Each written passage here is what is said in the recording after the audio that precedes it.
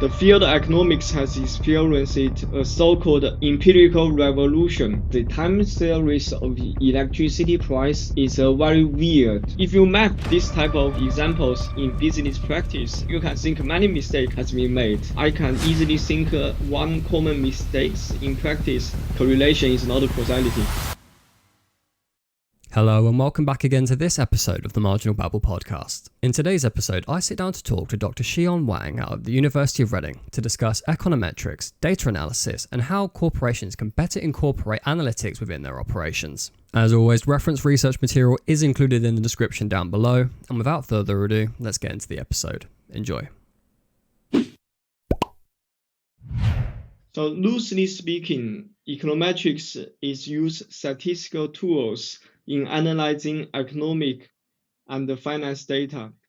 So in the past few decades, the field of economics has experienced a so-called empirical revolution in its research framework. Basically speaking, in the old economics, people tends to develop economic theories without looking at data in real world. But recently, we have data and we want to test whether those economic data match economic theory. So as the main vehicle in doing this empirical research, econometrics has been playing a very important role and provide a large amount of empirical evidence to either support or against the economic theories, which further push the new development of economic theories. So it's like you have economic theory here, you have econometric to test it, whether it support it or against it, then the economic theory will evolve based on the empirical evidence found by econometrics. So that's econometrics and why it's very important nowadays. Yes. So you talk about there that it's almost caused like this revolution in the field of economics. Please correct me if I'm wrong, but what I'm imagining that is particularly with where economics started, not necessarily in the 1800s, obviously it goes back further than that, but particularly in the 1800s, early 1900s, a lot of the theories that were very pertinent in the field of economics were just that theories. They hadn't necessarily had the very tangible and had very they weren't particularly evidence-based. They had sort of colloquial evidence, but certainly not to the extent that we would consider in other fields like physics, where they have mathematical models and things like that. So when you talk about a revolution in economics due to econometrics, is that what you're talking about in terms of really being able to ground economic theories in appropriate scientific research? Yeah, exactly. So basically speaking, in the old days, economics is more like short game. So you have those assumptions, very simplified economy, and you try to work out the best arrangement for your economy. But it's only thought in people's mind. It is never grounded with empirical evidence. So it's understandable in the old days because there is not too much data available. But nowadays, there are economic data here and there. And for those thoughts, whether they are true or not, you need to empirical test them.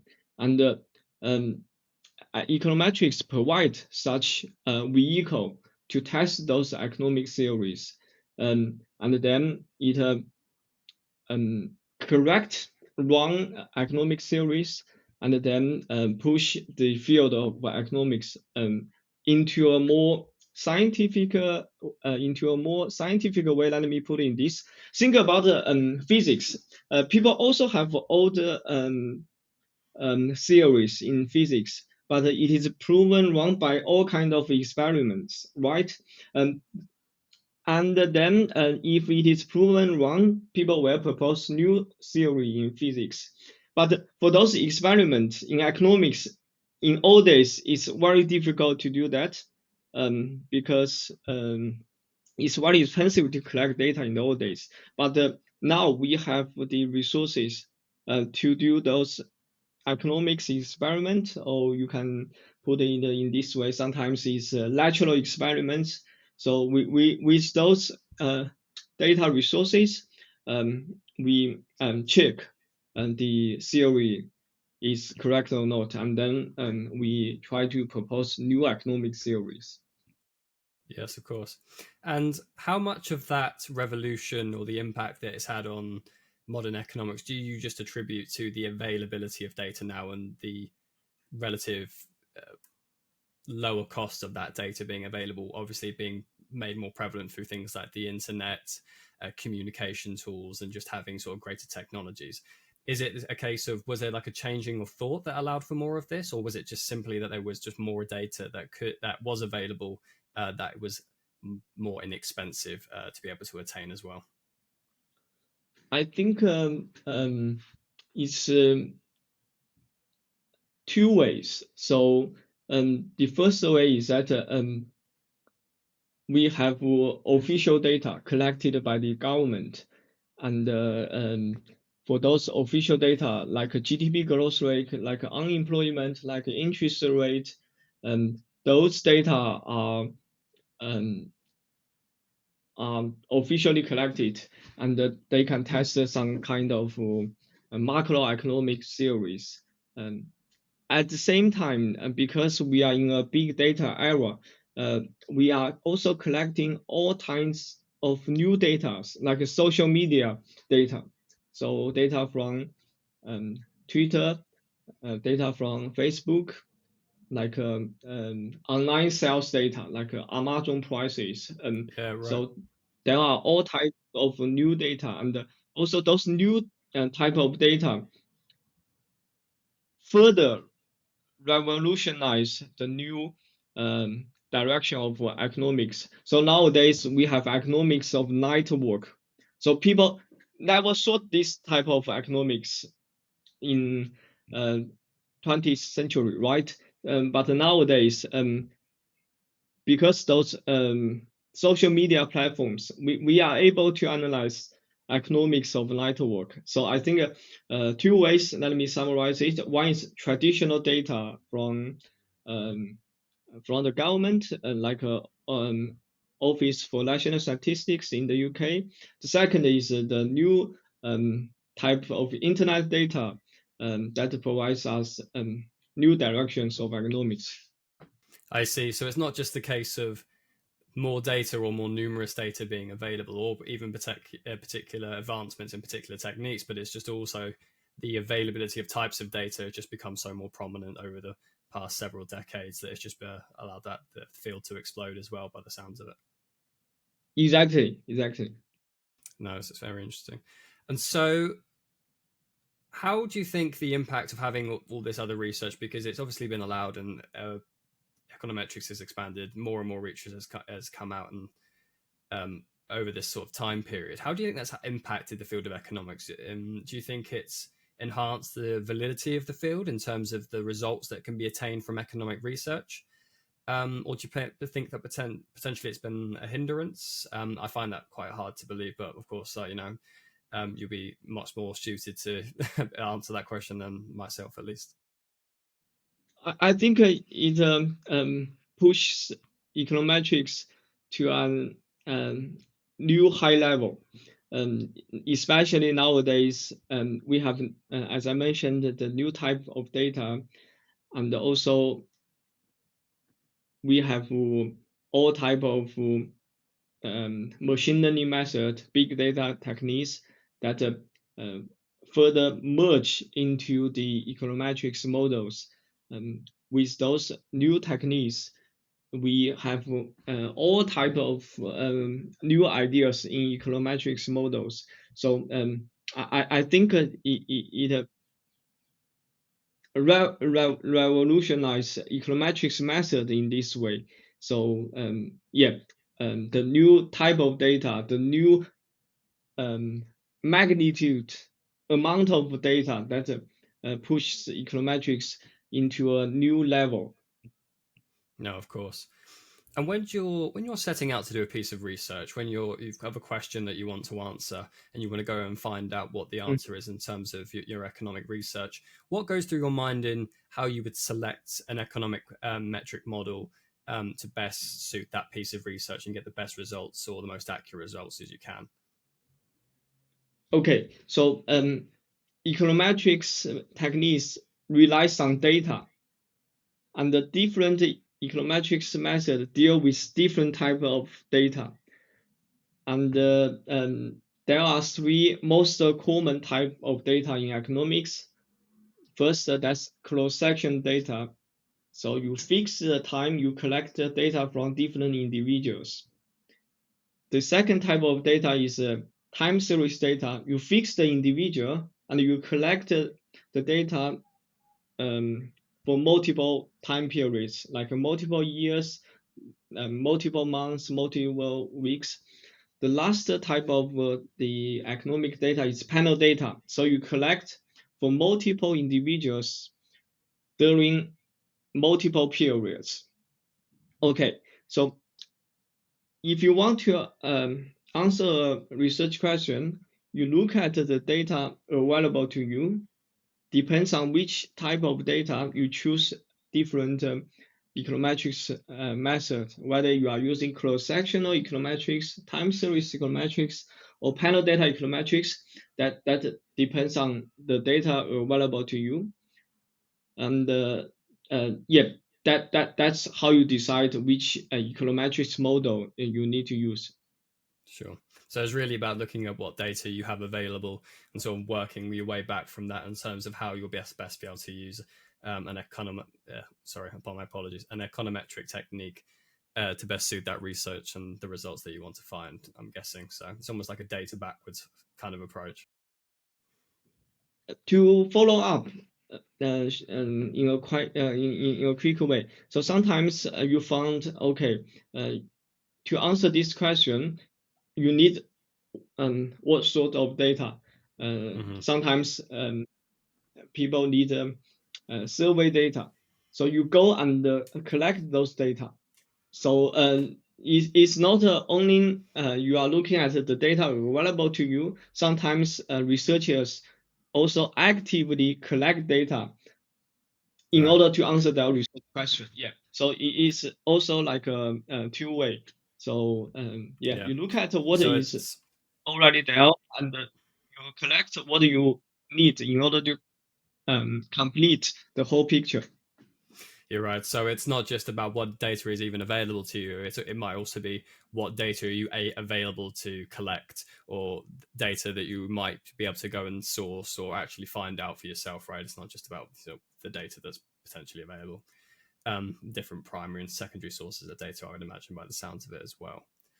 Exactly. With Exactly. Yeah, and so to sort of make a more tangible link, I guess, into sort of the everyday lives of people, the econometrics is essentially art. I'll call it an art. It's an art form of taking data and being able to manipulate it and analyze it and apply it to specifically economic fields. But as we can see in, I think, most businesses and industries nowadays, data and analytics has become more and more prevalent, and it's becoming, if anything, a requirement of job descriptions and of employers for their staff. And so it's being used much more sort of the trickle down nature of not just, from the research side, but in mainstream industry and business. As an econometrician, do you think, or are there any common mistakes or easy improvements that you see potentially with how data analysis, potentially, or even econometrics is used in business and industry, and what kind of sort of quick solutions potentially, if there are any, are there to those problems? So if you ask me, I can easily think one common mistakes in practice, and Mm-hmm. that is for the superior risk regression. If you want to give another name, it can be called as fake regression. So Okay. basically speaking, superior risk regression refers to the situation that um, there is no underlying economic relationship between two variables. But if you run the regression, you found that the result shows a significant relationship. Right. So I can give you an example. if you collect the data of number of birds in US as one variable, then you collect number of cars in New Zealand as another variable. So you regress number of birds in the US on number of cars in the New Zealand. Most likely you will find that the slope parameter is going to be highly significant. So the slope parameter measures the relationship between the two variables I mentioned. If you want to interpret the result, you will say, okay, so number of cars in New Zealand will lead to more number of birds in the US, which is ridiculous. And the reason for this type of superior risk regression is due to non-stationarity in the data. I don't want to go too into the technical details, but many people are not aware of this problem, and they simply put variables into their regression, and they interpret whatever they see from the software. That's potentially very dangerous because it gives a wrong suggestion for the business. Right. So yeah, if you map this type of examples in business practice, and that you can think many mistakes has been made. Right. Yeah. So So it's this kind of idea that uh, just because you have a correlation, it doesn't necessarily mean causality. That doesn't mean that just because you have a positive correlation necessarily, or even a negative correlation between two variables, that doesn't mean they're necessarily intrinsically linked. There could be other factors at work. Is that what you're sort of referring to in this regard? it can be interpreted in this way, but the specific reason for superior risk regression is due to non-stationarity in the data. Um, it can be interpreted as the umbrella that you mentioned. Correlation is not causality. I see. So yeah, I mean, when you think about that with businesses as well, if they're making very key decisions, let's say on profitability, and they have potentially like another variable, and they're linking that to the rate of profitability, they could be making very, very key decisions for the company and the organization on a relationship that doesn't necessarily exist in reality. So yeah, that's key. What advice would you give to businesses or to individuals that are looking to analyze data in a really efficient but also in a very accurate and draw appropriate conclusions from it? What advice would you give to those people in order to avoid this kind of risk? Hell, the guy who know what they are doing. Okay, Oh. so there are many special techniques that people must master in their mind before they are able to do data analysis. It's not like a black box solution. You ask anyone to do the job and they don't know what is going on in the underlying model. They treat it as black box.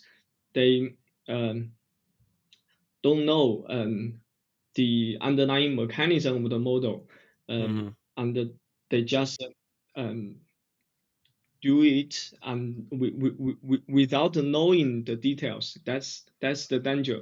So my suggestion for those business is that you need to hire someone who knows what they are doing. Yeah.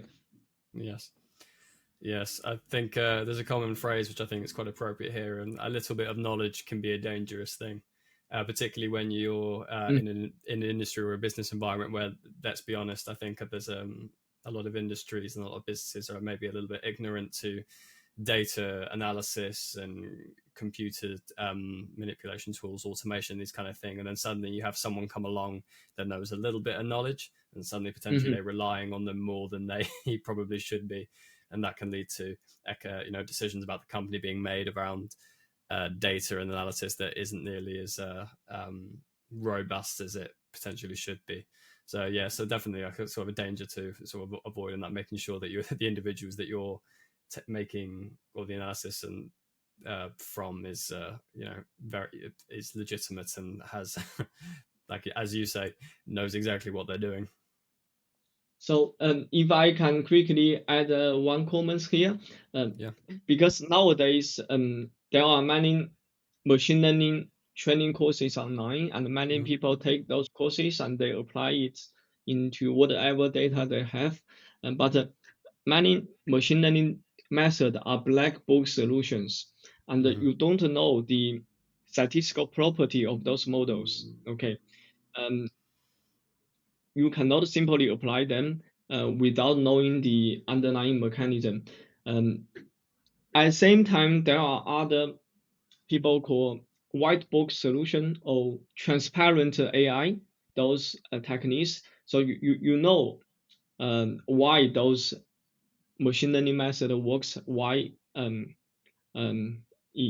why it can provide good forecasting performance. So my suggestion to the business is that you would like to prefer to use white box solution or transparent method rather than black box solutions. So you understand the risk, uh, you understand the uncertainty, and you know why it works, and that will keep your business on a safe boat. I see. Yeah, no, I think that makes a lot of sense. So, I guess sort of feeding off of that point, is there how do you interpret the data and the analysis that you've conducted, and in order to apply it to, in this case, economic research? I suppose this can also be applied to businesses and industry when they're making decisions, Mhm. right? You know, it's one thing to do an analysis and find out what an R squared is, right? But how do you take Mhm. that information, those results, and actually how do you use that and utilize it to actually evaluate decision making or the results of a test that you've conducted? Okay, so for econometrics, there are three main tasks. The Hmm. first one is estimation. The second one is inference. The third one is forecasting. Okay, so let us talk them one by one. Estimation is how to get your parameter of interest estimated precisely. Hmm. The second one, inference, is about whether the parameter of interest is significantly different from zero or significantly larger than zero, etc.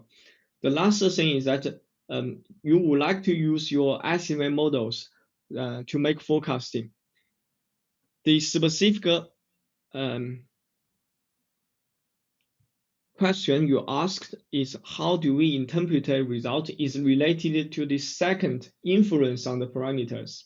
Hmm. And for single parameter, we typically check firstly whether this parameter is statistically significant. In other words, um, from the statistical sense, this parameter is not different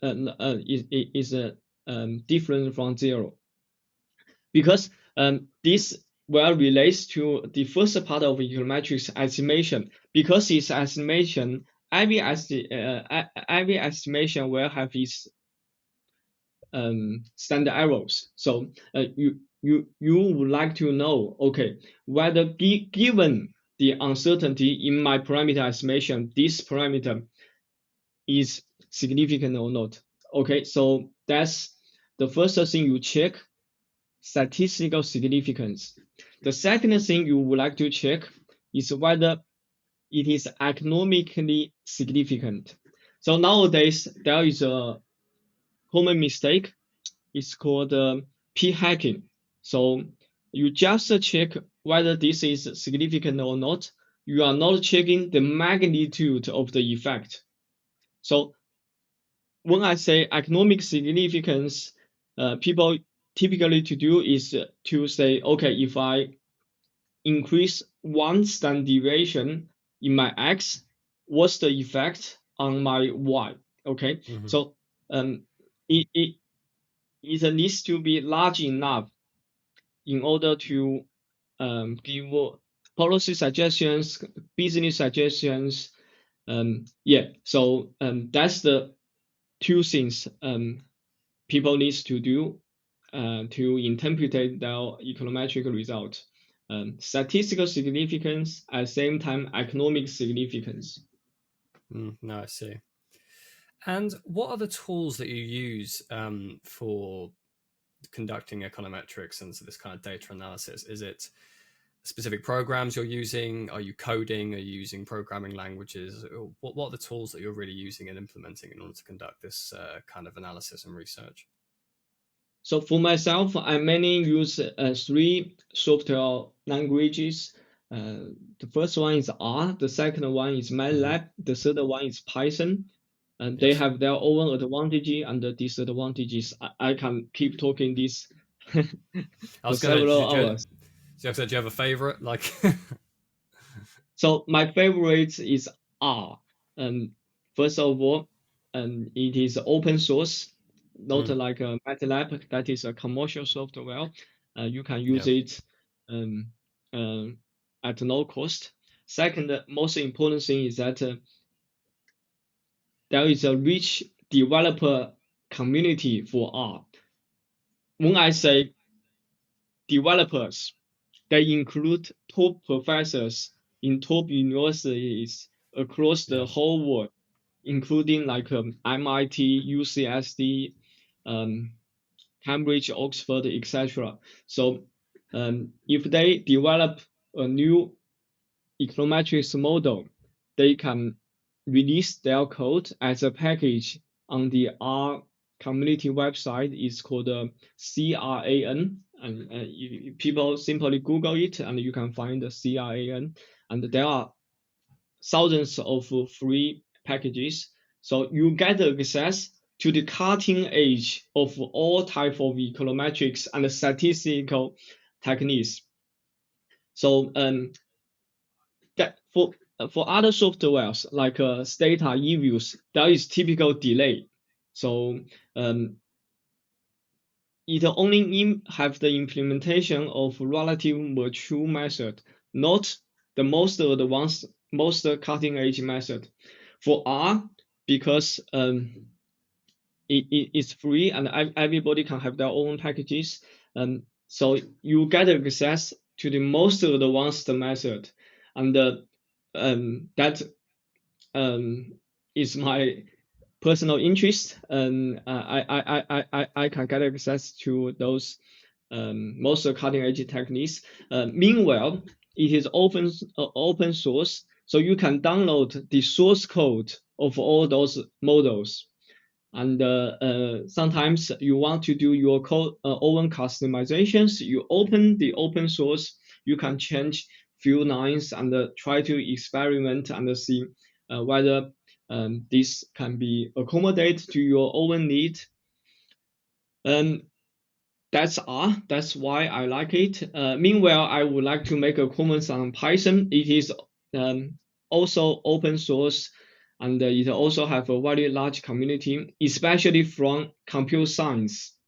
Nowadays, all type of machine learning and big data techniques are first developed in Python.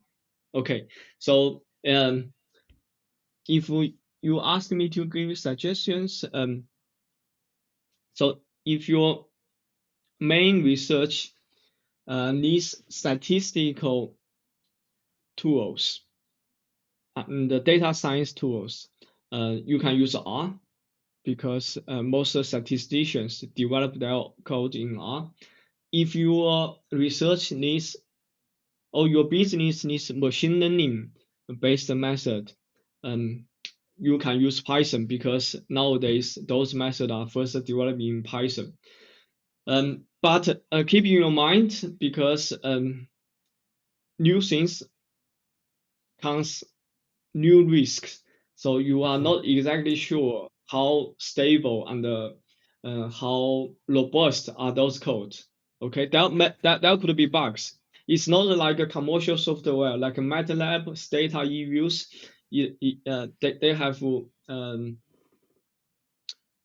their own quality checks. So if you are very conservatives, you stick to the mature method, and yeah, MATLAB, Stata, eViews, SPSS, they are all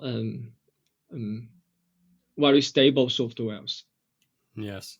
If you had to choose if someone came up to you and they were a young individual, whether they're a researcher or just a programmer more generally, and they came to you like, right, I'm only allowed to pick one programming language that I have to use for the rest of my life. I really want to master as a skill, because the other side of this as well, they all have all their own nuances, right? And so they're all languages that you have to learn.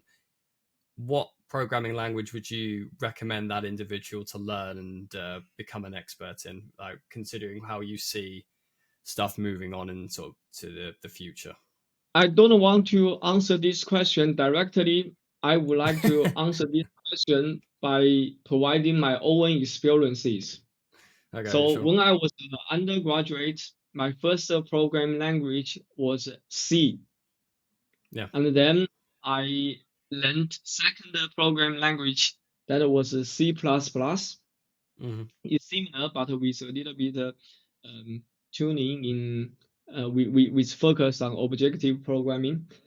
When I did my master, I start to learn MATLAB because for those C and C++, they are close to the um, machine level. Okay, and for MATLAB, it focuses on vector and matrix computations, and that's much easier for um, time series analysis. When I start my PhD, I start to learn R and Python. And nowadays, as I mentioned, I use MATLAB, R, Python, and sometimes I even learn new programming languages. For example, last year, I learned Gauss. That is because a certain package is only implemented in Gauss, and I learned that from scratch. So coming back to your question, if a young student come to me and ask me, I have to choose one programming language and now, and I will stick to my whole life, I would telling my story without um, providing a specific choice. I see. No, that's fair enough. It depends on what you're doing. I guess it depends on the answer to that. So, like programming a computer game as to doing statistical analysis on certain things is going to require different languages. I guess. Is there a programming language that you would say is more universal that can be just used for a greater variety of things? Is like, I guess, like a jack of all trades almost programming language. I've heard Python's a little bit like that. I think it still depends on the the purpose. Um, Yeah. so nowadays, you can use Python, MATLAB, R to do trading, and you connect Mm. those softwares to some API, and those API are connect to exchange. So you can even do automatic trading from those softwares. And if you want to develop like a website, I wouldn't recommend Python um, Mm. because it's not designed for that purpose. But in R, you can create website from R. R is not designed for that, but someone developed a package to enrich R functionalities in website development. So if you ask me the most universal programming language, um, I cannot answer. I cannot No, answer. It depends it's on impossible. what you need. Yeah. Sure, can't be answered. No, no, no, no problem at all.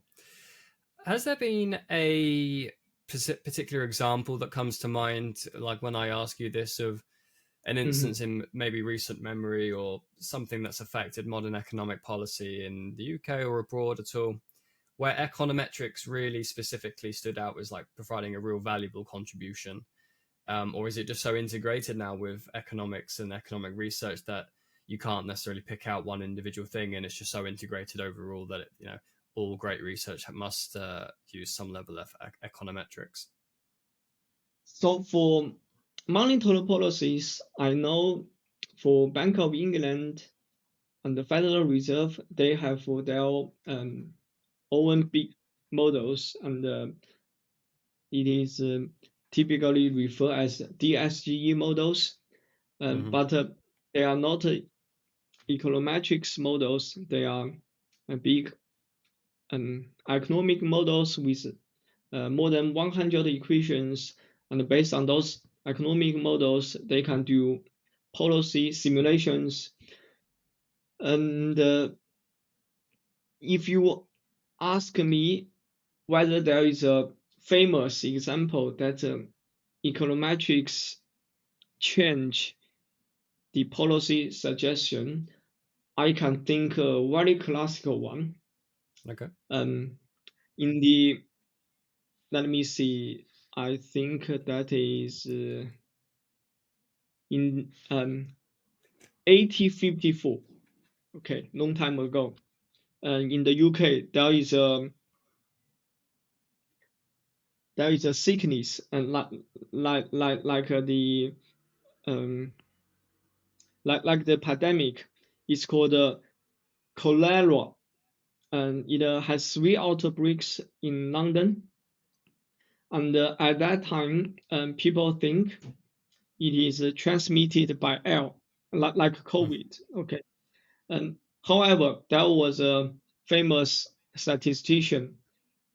We can also call him as econometrician, but there was no econometrician this terminology at that time. So he developed a new method. It's called difference in difference. So he collected this infection data, and he did the analysis by using difference in difference, and he showed to the whole world this infection disease, cholera, was not transmitted by air. It was transmitted by polluted water. Since then, people found, okay, the transmission channel, so and they can successfully prevent the spread of cholera. So that is the, I think is one of the most famous econometrics finding to change people's life. Yeah, to save Yeah, people's life. of course, very tangible related there, right back to health of like the general population, and all way back in the 1800s as well. So that kind of both emphasizes the tangible implications for things like healthcare and other areas, but also how long econometrics in some form has been around and sort of serving us, I guess. Mm-hmm, mm-hmm.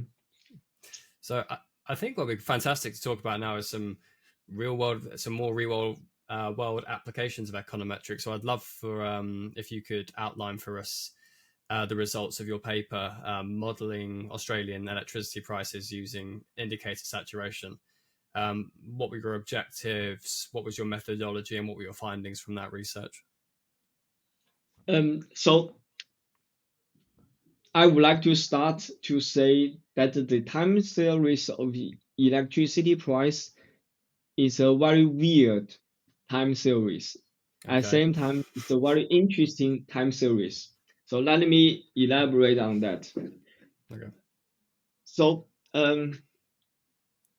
it has many interesting properties. First of all, it has autocorrelation, and it has seasonality. And most interestingly, it will have very large spikes. Okay. So if you observe the time series of electricity price in Australia market, so at some point it can be like hundreds times higher than the normal price. And the next interesting thing is that the price can be negative for electricity in Australia. What does that mean? It means if I try to buy electricity from you, you pay me money to buy it. Mm-hmm. Okay, this does not work in other market. This is not observed in other market for this selective price. And also it has structural breaks. It also has trend. Okay, so for those things we observed here and there in other time series, for example, for the seasonality, think about temperature in a year. It has seasonalities. So we typically have higher temperature in the summer, lower temperature in the uh, winter. And at the same time, we have multiple seasonalities. So what I mentioned is seasonality on an annual basis. Within a week, you can also have seasonality. Let me give an example. Is that the traffic um, on weekdays is higher than the traffic over the weekend. So that is seasonality within a week. So Yes. those things also happened on the electricity market as well. So think about electricity. People use air conditions in the summer, and if people go to work, then they don't have too much electricity consumption at home. Um, so you can have multiple seasonalities in the electricity price.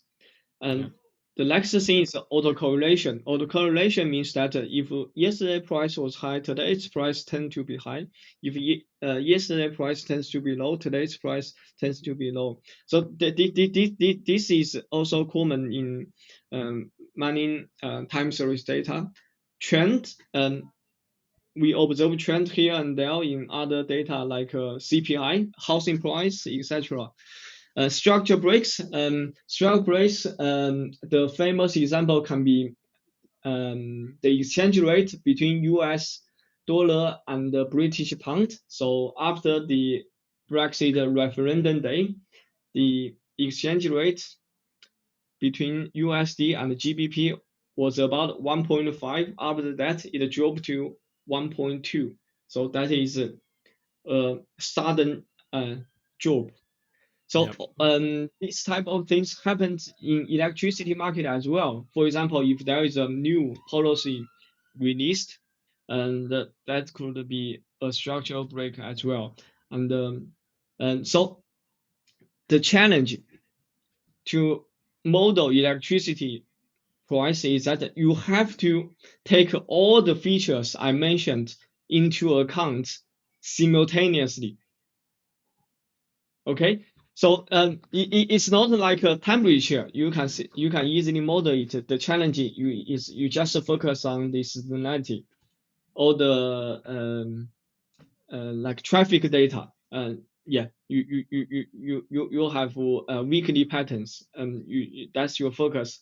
The challenge to model electricity price is that you have all those weird features you have to take into account at the same time.